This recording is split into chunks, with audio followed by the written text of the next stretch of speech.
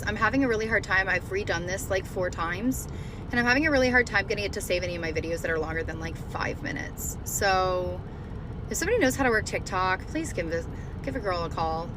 Holler at your girl. So let me start off by saying that I'd like to first say that this story is going to be some very, very serious tea on one of this season's contestants of Love is Blind season 6 on Netflix. The person that I am discussing in this, let's call them Jeramy. So I would like to start off by first saying trigger warning.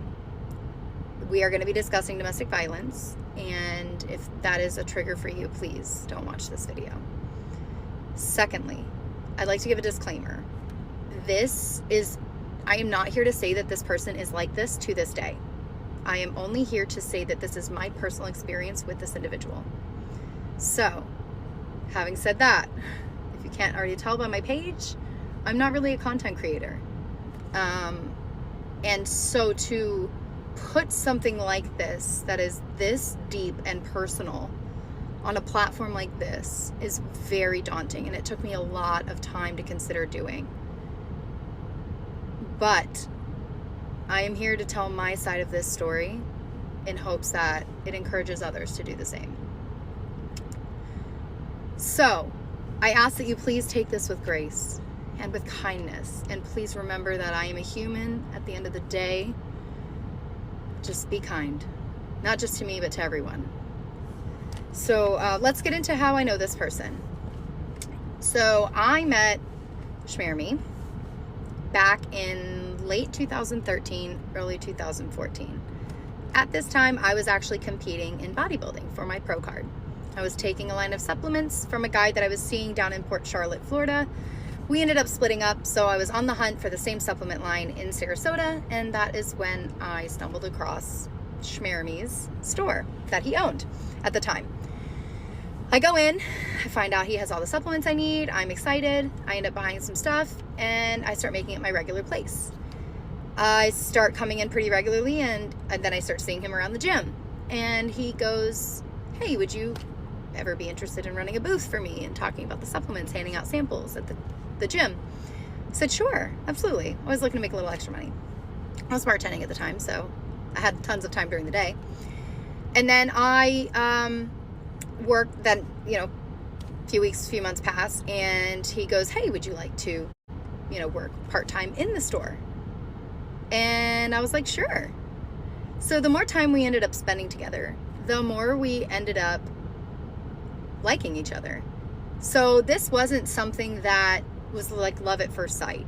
This is something that kind of took time to build up, a few months really, and the more time we spent together, the more we liked each other, and we started dating. I started staying at his house more and more, and my current living situation that I was in, I was renting from a friend whose house was going into foreclosure, and I knew this. So I just knew that when the time came, I was going to have 30 days to get out of Dodge, and was going to have to quickly find somewhere to go. So at the time, I, of course, timely, the notice comes through that the foreclosure is going to be happening, and I have to be out in 30 days.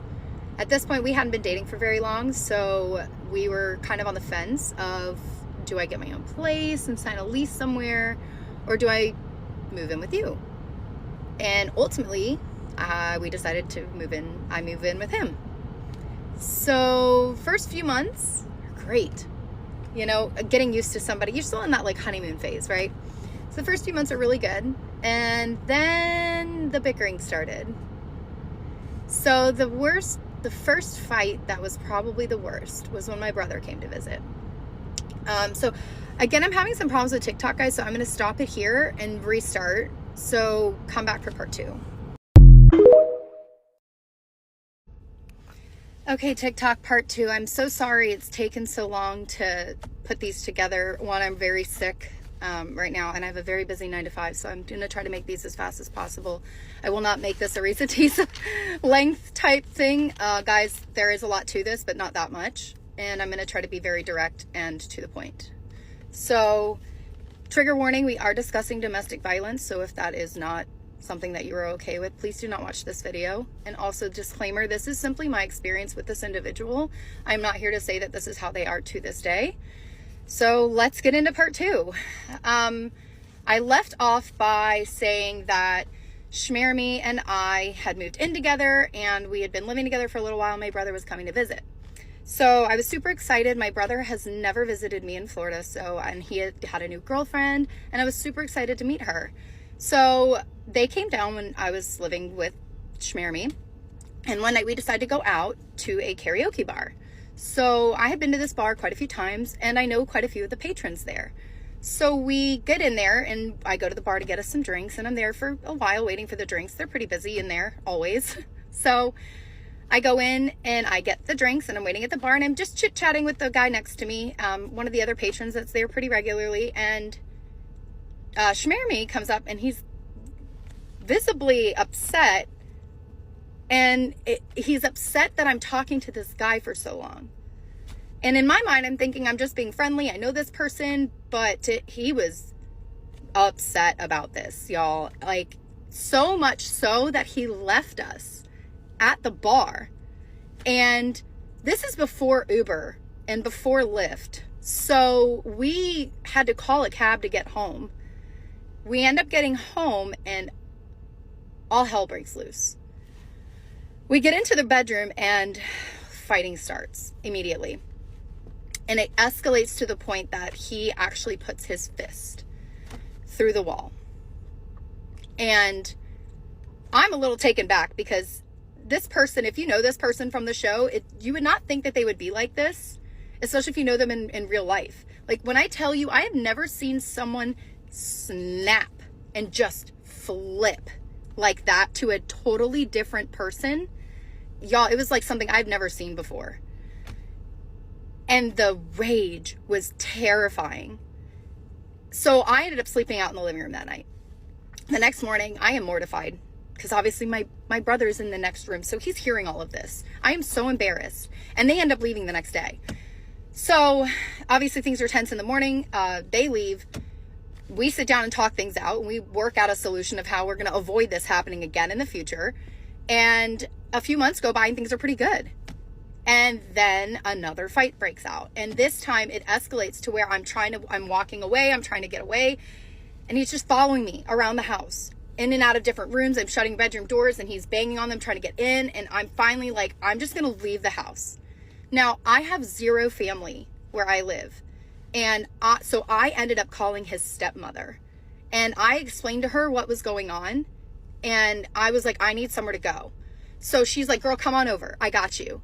So I go to her house. This whole time, he is blowing my phone up. It won't stop. So I finally get to her house. I get inside. She pours me a glass of wine. We sit down, and I start going over what's happened. And my phone is still blowing up. And then he shows up at the house. He is pounding on the door. Let me in. Let me talk to her. I want to talk to her. And she's like, his stepmom goes and answers the door. She goes, she does not want to speak to you right now. You are too much right now. You need to leave. You know where she is. You know she is safe. She's having a glass of wine with me in the living room. She's going to stay the night here. You need to go home. So finally, he leaves. And I'm torn, because I'm like, I love this guy. Like, I don't know what to do. And I'm literally asking his family. I'm like, you know him. What do I do? And I think even they were a little like, they weren't surprised, but they also didn't offer me really any advice.